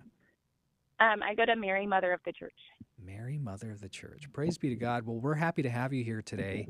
And do you know how to play the game? I do. You do. Okay. So typically it's me who gets the questions, and I have to answer them, and I'm sometimes tricky. Some would say tricky. I have my lawyer here, so my lawyer is going to hear about this. Anytime anybody says that I'm tricky, it's defamation. So I don't want to hear that anymore. But Brent, being a lawyer, I think I'm about to defame him a little bit. Being a lawyer, you're probably tricky yourself, right, Brent? Well, it's not defamatory if it's true. All right. Well, I'm going to ask Brent a series of 3 questions, and all you have to do is guess whether he's telling the truth or he's telling a lie. Are you ready to play? Yes, I am. All right, Brent. The first question on the board is who is this person? Who is the patron saint? Some would say the patroness of housewives. That one's easy, Rudy. Is it? Remember when Jesus went to the house and okay, I'm being Ignatius. Martha, remember the story about Martha, and Okay. she was anxious about many things. So Saint Martha is the patron saint of housewives. Saint Martha, yeah, she was. She was busy getting the whole house ready, and her sister was just sitting there. Sister's just sitting what there. are you doing? Yeah. Come on, and there's the work to be done. We got to get the charcuterie board. When's the next time that we're going to have God in our house? That's right. You gotta sympathize with Martha. Yeah. Well, Amanda, Brent seems to think it is Saint Martha. What say you? I'm gonna agree. You're gonna agree. Oh, and it sounds like you have a little one in the car, and she agrees as well. Okay. Brent says it's Saint Martha. You are agreeing to it. Brent was being a lawyer. Brent, have you no heart, Brent? I'm a lawyer, Rudy. Wow. Can't you just put that away for just a minute, Brent? I mean, the correct answer is Saint Anne. Saint Anne, the mother of Mary. She is the patroness of housewives. Thanks be to God. Brent was being a little bit tricky here, but no worries. There's still 2 opportunities for you to go into the coffee cup of divine providence. Now I'm going to ask Brent the second question here. Brent, the question on the board is, are genuflections made before living persons? You might think that they aren't, but pause a moment and think about all the times you see video of people meeting the Pope, and then what do? They try and kiss his ring. Kiss He his swats them ring. away. They genuflect. So yes, the Pope obviously is a living person. Genuflect to the Pope, and also to cardinals, by the way. Really? The birds? Well, to the cardinals. Oh, sorry. You were talking about living persons, not animals. Yeah. My bad. Sorry. The cardinals, the princes of the church, you mean. Got it. Okay. All right, Amanda. Are genuflections made before living persons? That's the question. Brent Haynes seems to think that it's yes to the Pope and yes to the cardinals. What say you, Amanda? Is he telling the truth or is he telling a lie? I'm going to go with he's telling a lie. Really? Are you sure about that? No. I heard true. Let's check. Is it right? That's correct. Yes. Your little one there is a theologian. She knows all of the catechism. She knows all about the church. And she says yes. And the answer is correct. We do genuflect to the Pope and to the cardinals. It's a sign of respect and reverence to the office, especially to the office, the Petrine office, which is the papacy. So praise be to God, you're in for one and perhaps two with this next question. Brent, I'm going to ask you this last question here. Now be truthful, Brent. Be truthful. Who was the first pope to fly in an airplane? In 1903, that was the first airplane flight, the Wright brothers. So, well, remember, the first pope? You've seen the videos, haven't you? Remember, popes used to just travel around in that chair that they'd lift up on the rails. Remember that? How would they get across the pond? Like from England all the way? They actually didn't travel internationally that much. Until, from our perspective, somewhat recently, from a historical perspective. So what they do with their time? But the Pope, the first Pope to fly was Pope Paul VI. Pope Paul VI. Wow. So in the 60s, you're saying the 60s is when he first flew. That's incredible. 2,000 years of papal history here. Popes just, unless they were being chased about by warlords or would-be emperors to Avignon, popes just really didn't travel that much. All right, Amanda. Interesting question here. Who was the first pope to fly in an airplane? Brent seems to say it's Pope Paul VI in 1960s. So what say you, Amanda? Is he telling the truth or is he telling a lie? I think that's true. She thinks that's true. Let's check it. Sources say, little drummer boy. All right, you got it. It's hard to believe, that it was Pope Paul VI in the 60s. But Brent, you're right. You might be onto something. Maybe the popes before were just too busy taking care of business in the Vatican City. But now they're able to do a little bit more international travel. Pope Paul VI, at least according to the internet, we know it's never wrong, was the first to leave Europe. No pope had ever left Europe before the Second Vatican Council. That is fascinating. And then, of course, you and I remember Pope John Paul II, who I think he visited almost every country on the face of the earth. God bless him. He liked airplanes.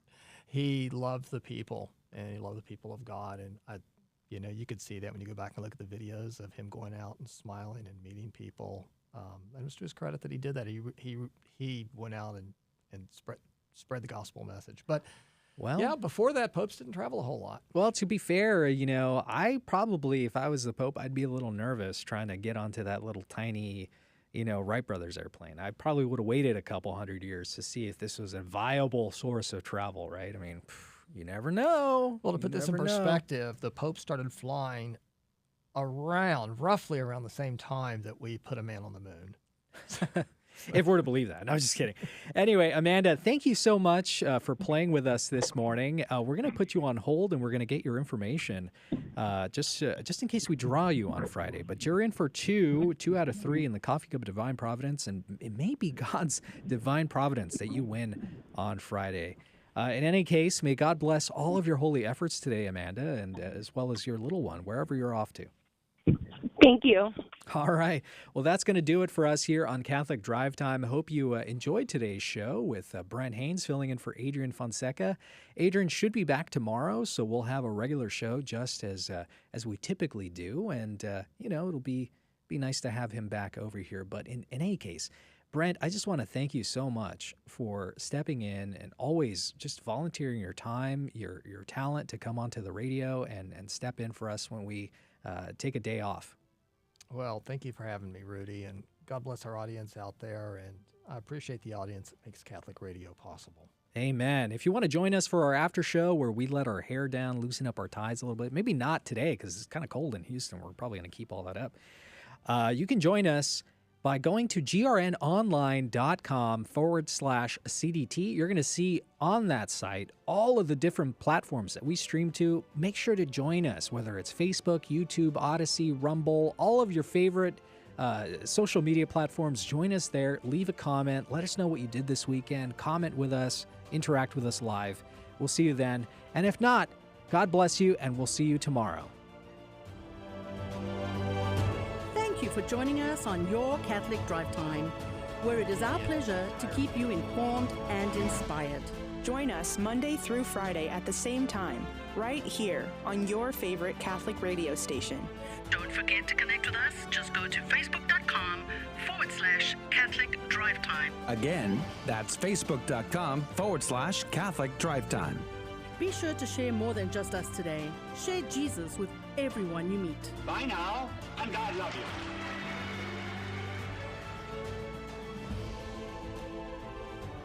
All right. Well, it looks like it's just going to be me today, and I'll read through some of the comments here on our social media platforms. Brent, unfortunately, has to go.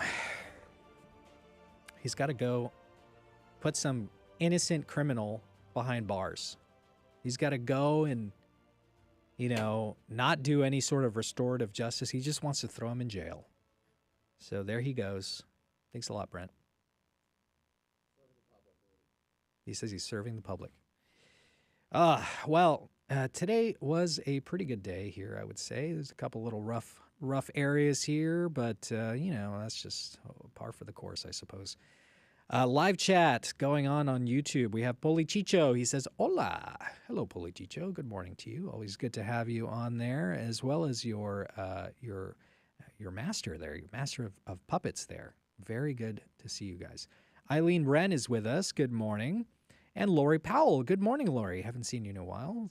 Thanks be to God. Good to see you. Amy WC. She says, I want reparations for my student loan I paid back. Amen. I would love to have my money back for all the money I paid. It's funny. I went to Art Center, College of Design in Pasadena. It's not one of those like scammy colleges. It actually was a prestigious art school. If I could say those two things in the same sentence and be serious about it. Now I feel like it's not very prestigious. But I went there, and I had hoped and dreamed, and I really, really wanted it to be true. I wanted, Art Center to be among those schools that, lied to all of their students and said, you're going to get a job right after the school, but they never did that. And they're not among the schools like the Art Institute or Brooks Institute in California that just went by the wayside. They went bankrupt because they were lying to all their students, and they went through all these different lawsuits. So unfortunately, I'm on the hook for all of my student loans, and so is my wife. I would not recommend people take out all these crazy loans just to go to college. It's a foolhardy for you to do that at this stage. But to each their own. I suppose some people should go to college. Not as much as they instilled it into us in high school. I think it was a complete waste of time and money, which is actually why I stepped away from it. And I would say like 2 years into my degree, I said, you know what? I'm going to be graduating with $68,000 worth of debt. There's no way I'm going to get a job paying that off. Come on, I'm going to be paying that off until I'm dead. No way. Stepped away, got an internship instead, and I learned real world experience that was a lot more valuable to me than staying at that school. Poli Chicho says, I love Mr. Haynes. So there you go. A puppet loves you. Probably his puppet master loves you too. I love Brent Haynes too. I wish he could stay today because we usually, talk about all kinds of different topics. And Brent is he's very animated on some of these different topics. So wish you could stay, Brent, but we'll have to catch up some other time. Let's see. Who else is in here? Luker or Lucra? Luker. What is the name of the website for Ohio again? Do you remember that website, Brent? I will get it. He'll get it, and we'll send it out on Friday. Or you can join our Telegram chat. Now, you might be asking yourself, how do I join this Telegram chat? What is this Telegram chat you guys are always talking about? The Telegram chat is a private chat. So it's not just anybody in there, not any, anybody you don't know. These are the super fans. You love what Catholic Drive Time's all about. You love Catholic Drive Time. Join the Telegram chat. That's where Adrian and I interact with you every single day. We talk with you. We share interesting articles. We take you with you in our personal lives. And to join that, you have to sign up for our email list. And on Friday, we send out a link where you can actually join this Telegram chat. All you have to do is join Telegram, kind of like the YouTube chat. You can join it and interact with us live any time of the week. So if you join that, Luker, we'll get that link for you as soon as we get it.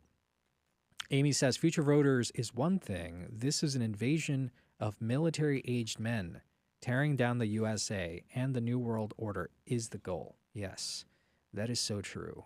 Let's see. Ready the Chex Mix. Ooh, what's the Chex Mix? Oh, she got the Chex Mix ready because she thought you were going to stay behind. Ah, Brent, you're not going to leave, are you? Really? Oh, man. I'm sure the judge will understand. Send you, the website is protectwomenohio.com. Protectwomenohio.com. I'm going to type that out right now. Protectwomenohio.com. You like my clicky keyboard? There you go. Let's see here. We also have Alberto Ascari. He says, PJP and second was brilliant. What's PJP? He says, from behind the Iron Curtain. Who broke that? I don't know. Pope John Paul. Oh, Pope John Paul. And we also have a very special person on the YouTube chat right now. We have Maria Therese Carlos. And she says, hi, Mr. Brent. These people aren't making it easy for me to leave, Rudy. Brent, you'll have to come over for dinner one day, and we'll all hang out. Jeff Burrier says, great job, Rudy, and great job, Brent.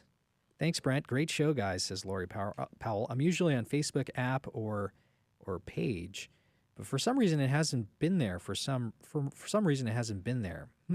Gee, I wonder why. It looks like our producer has one more thing to do today. And then we have Tammy Maybury. Telegram chat is an awesome group of people. Yes, Tammy, I enjoy having you on there. It's very nice to see all of the pictures you post on there of Florida. It makes me want to visit. It looks like a beautiful place. I've never been to Florida. Where do you recommend I go to Florida? Pensacola, obviously, but where else? Now, how do you get on their email list? Okay, I'll explain that one more time. So, actually, I haven't explained that. So, to get on the email list, no, I did explain this. To get on the email list, you have to go onto GRN. Let me slow down for a sec. You have to go to grnonline.com/CDT. There's going to be a convenient link for you there. You click on it, you sign up to the email list, and then you become part of the family. Cosa Nostra, if you will. Nah, not like that. You join us. We send you an email just once. Every Friday, we tell you what's going on in the world, tell you what's going on in the world of CDT. We give you a little recap of the week, give you some entertainment sometimes. And then at the bottom of that email is going to be a link where you can join us in our Telegram. I'm just going to shake Mr. Haynes' hand. Goodbye, Brent. Godspeed. Put that bad guy in chains. Hang the guy, I always say. That's how you get out of jury duty, by the way. You go up to the judge and you're like, Your Honor, I don't think I would be a good fit. I really don't think I would be a good fit for this. And then he's going to ask, why? And you say, look, I believe in capital punishment. I think you should just hang the guy. And then they're like, oh, okay, well, whoo-wee, let's get rid of this guy. Because you're supposed to be, tried by a jury of your peers. But if your peers just want to kill you, then that's an easy way to get out. Or you can just pretend. I'm not giving this advice, actually. Never mind. Moving on. So, Alberto says, book me a vacation in Florida. All right, Alberto, I'll meet you there. Pensacola says, Pensacola has the whitest beaches. That's racist, Tammy. Tammy, that's racist. Just kidding. The whitest beaches. What about the water? Who has the clearest water? I've always been interested in going to a beach where you can see the shark coming towards you and you can run out of the way, get out of the water before it chomps your leg off. And she says, come on, Peg Leg Pete's on Pensacola Beach has the best oysters. Okay, you lost me. Not interested in oysters. Not interested in that. Let me see if I can log into the chat and the other sites. I don't actually have those logins, but let me see if I could see the chat. And here we go. Here, nothing on Rumble. And what about Odyssey? Let's take a look here. I'm interested in hearing what you did this weekend. I went to the Natural History Museum, and let me tell you, I felt kind of uncomfortable there because they ban weapons in the. Oh, looks like we're not live on Odyssey. Okay. So I guess it's just YouTube for now. All right, so went to the Natural History Museum the first time. It was a birthday gift to me by my mom because she knows I like doing outings with my family.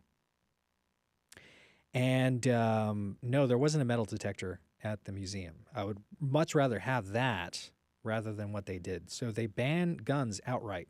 They say no. They have a 30-06 sign, which is, or 30-5. Yeah, 30-5, which completely bans weapons inside the building. And as you know, Texas is a concealed carry, constitutional carry state. So you don't have to have a license to actually conceal carry here. And I feel a lot safer, like Adrian has mentioned too. I feel a lot safer when there are Americans, most of the time, when there are Americans who are, 2A friendly, carrying, wherever. Because at least, if something happened like in Maine, it would probably be over really quickly. So they banned guns outright altogether.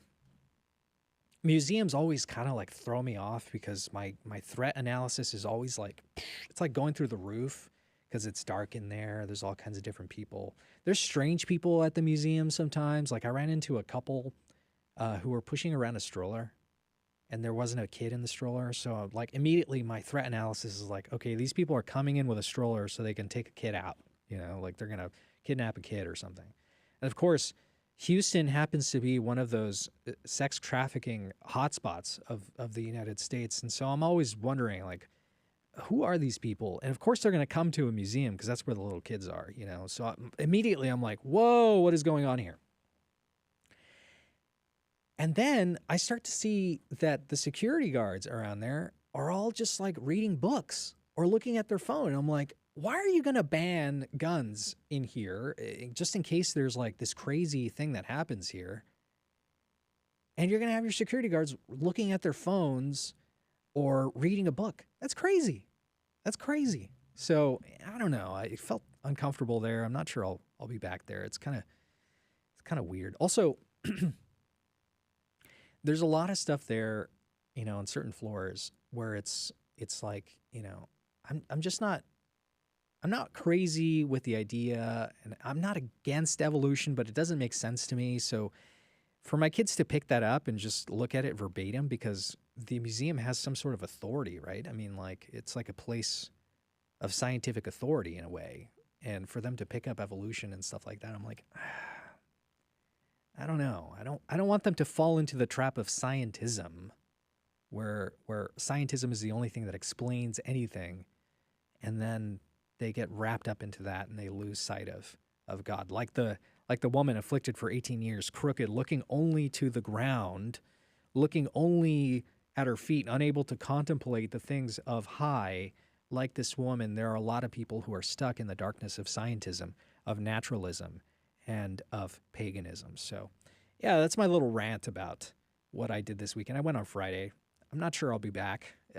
I might. Actually, the second floor was really cool.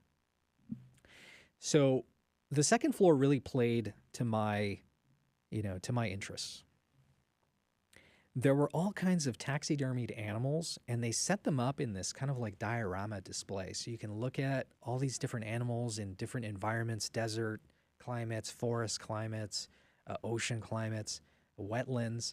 And they have all of these taxidermied real birds there. And I'm like, man, I'm like struggling to go and see these birds in real life. I could just come here and look at them right now.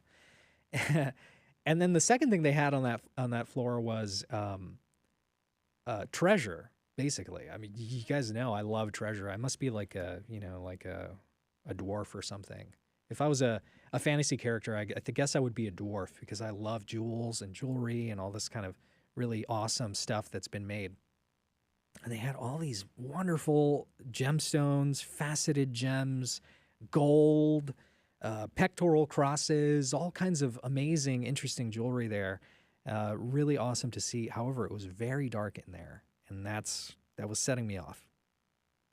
Anyway, that's what I did on Friday.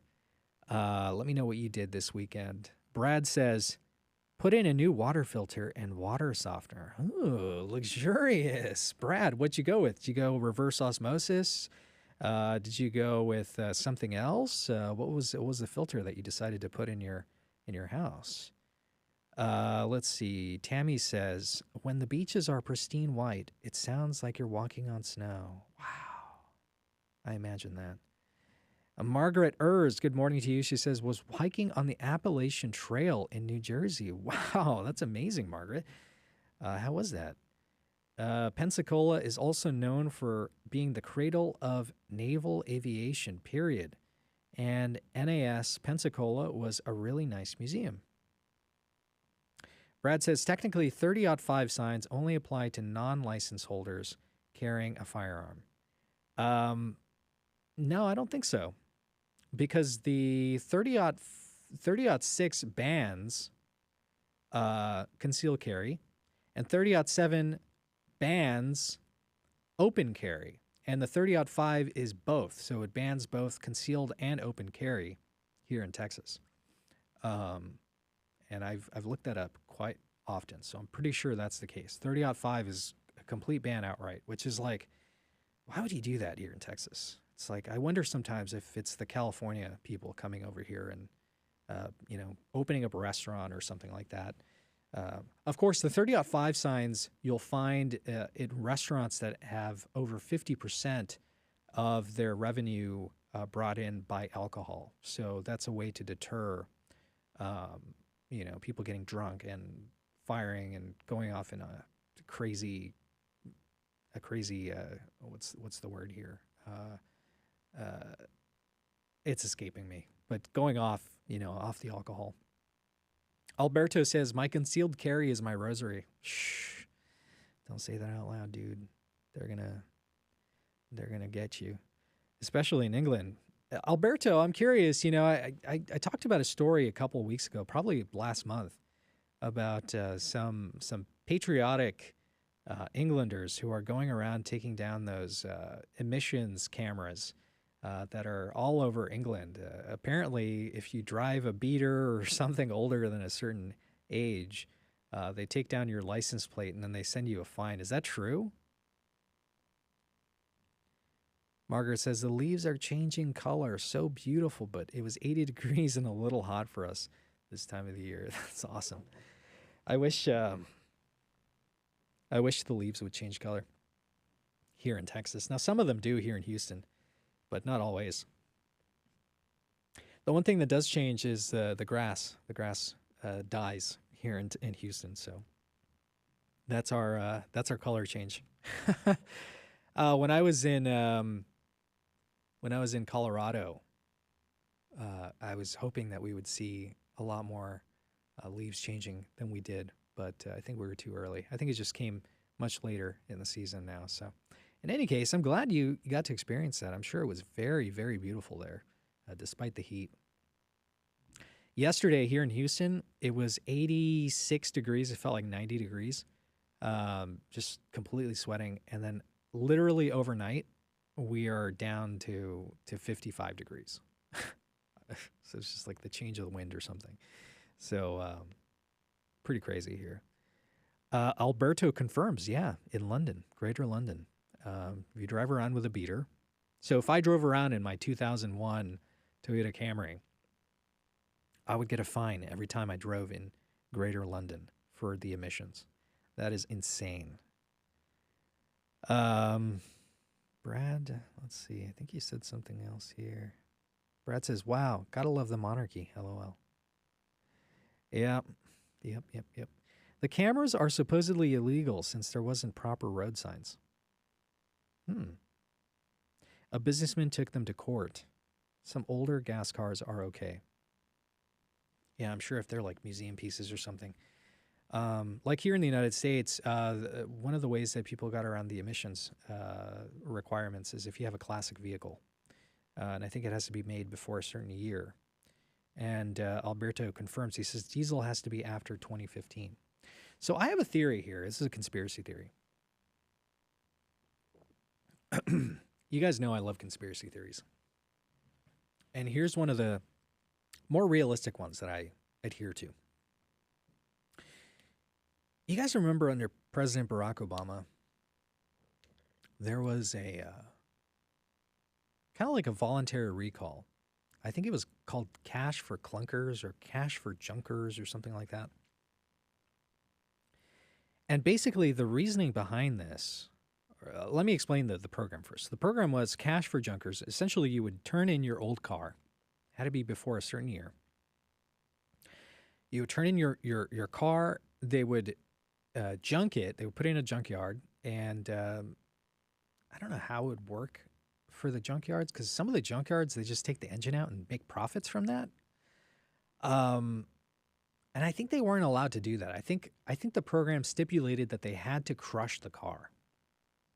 So they destroyed the cars, and then they would give you a check, or they would pay you forward on a brand new vehicle or something like that. They would give you a voucher. And I knew a lot of people who were like, yeah, I'm going to do that. I'm going to do that. And so essentially what happened was a lot of the cars from before, before having all kinds of crazy electronic stuff inside the car, like auto turn on, auto shut off, all those kinds of features, those cars got destroyed and taken off the market. And my conspiracy theory is that that was a precursor to this Agenda 2030 that we're experiencing now. The things that we're moving towards in Agenda 2030, which is all of these different emission standards that are going to be forced on the auto manufacturing industry, that are then going to, in turn, be passed on to you as a consumer.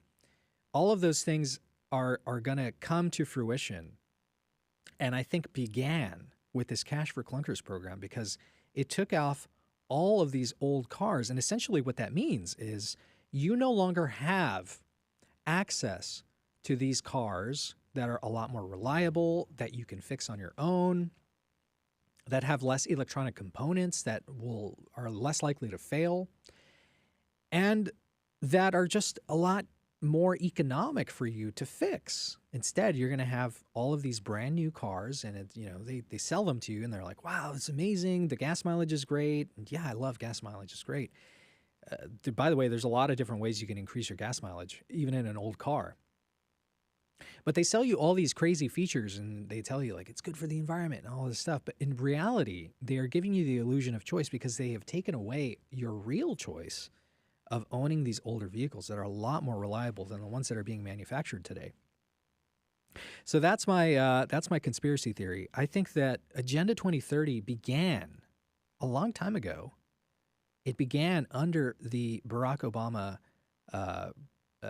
administration, when they asked for people to turn in their cars and in exchange get money for them. I think there was something that we didn't consider in that thing. So in that deal. So that's my little conspiracy theory. If I end up dead, I'm not suicidal. Okay, I just have to say that. And I'm just reading the lines, man.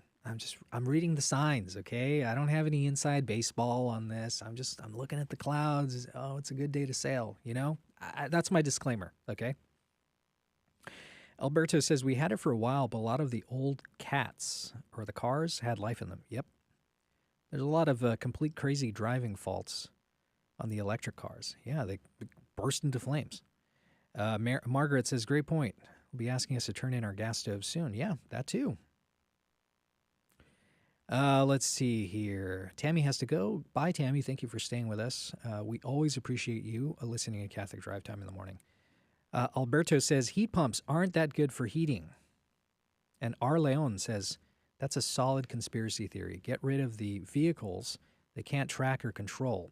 When a big EMP happens, it will be the old cars that can run. Well, I'm not sure about that. I agree with your comment, but I'm not sure about the EMP part. Apparently, the EMP will hurt anything with a battery. And so even the cars with like older cars, they still have to run on batteries. So I think the older cars wouldn't run anyway. So maybe in addition to starting a company that creates tornado-proof houses, I'll also, as a bonus, as a sales offer, maybe an add-on. Look at me, I'm back to my old sales tactics.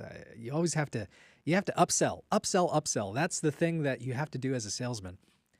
Maybe I'll upsell them a Faraday cage garage.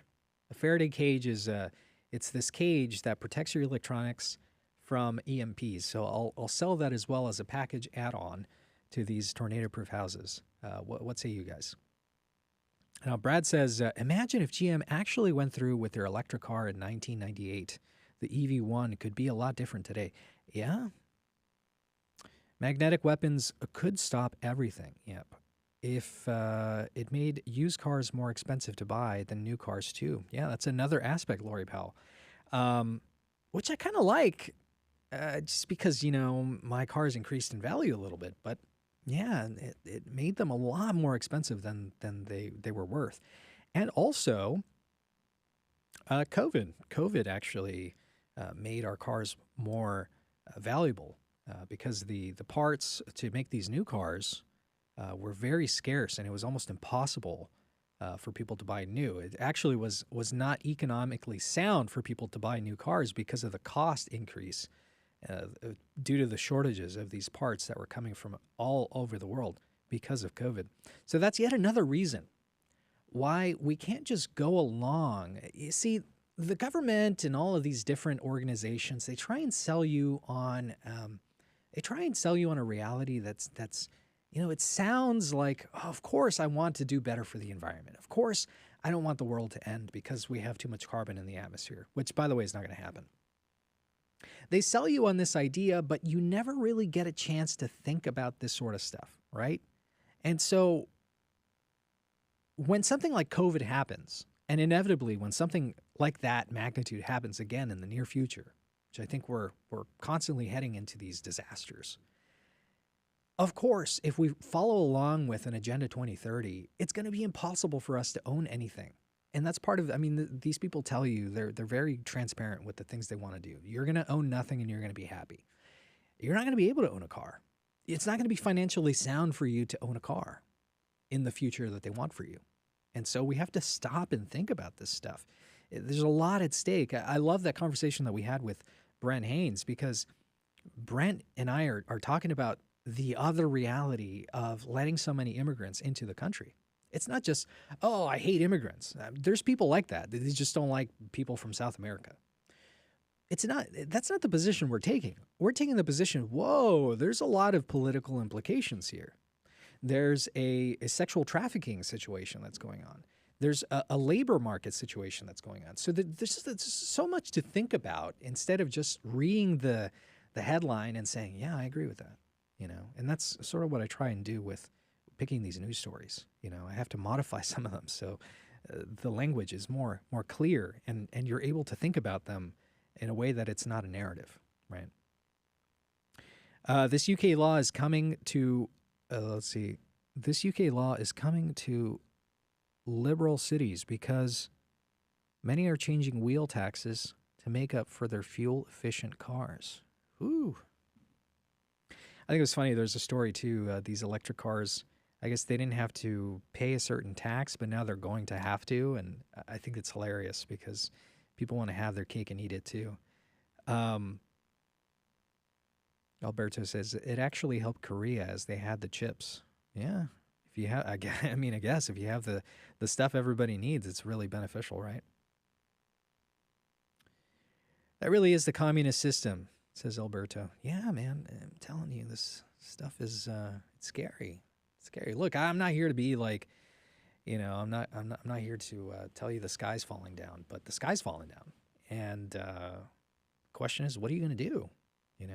I'm not advocating for a certain thing or another, other than just think about this and make your voice be heard. 3.5% of the people of a population, according to the BBC, can affect change in a country. If 3.5% of Catholics which, by the way, Catholics are way more than that. I don't know the actual statistic, but I know it's more than 3%. If Catholics just stood up and said, no, I'm going to listen to the voice of reason. I'm going to do something different. And they made a movement, and you had a movement going. And you don't let it get co-opted by, the feds or by infiltrators. You can affect a real change in this country. Let's pray for that. Let's pray for that. Well, it's been wonderful to hang out with you guys today. Regular show tomorrow. And I think we're going to have a guest on. I'm not sure who that is yet, but Adrian will be back tomorrow. Thanks be to God. And we'll have more Catholic Drive Time for you. But I just want to say thank you so much for spending the time with us today. For all of you dear listeners who stick around every single day and listen to Catholic Drive Time, God bless you and God love you. For joining us on your Catholic Drive Time, where it is our pleasure to keep you informed and inspired. Join us Monday through Friday at the same time, right here on your favorite Catholic radio station. Don't forget to connect with us. Just go to facebook.com/Catholic Drive Time. Again, that's facebook.com/Catholic Drive Time. Be sure to share more than just us today. Share Jesus with everyone you meet. Bye now, and God love you.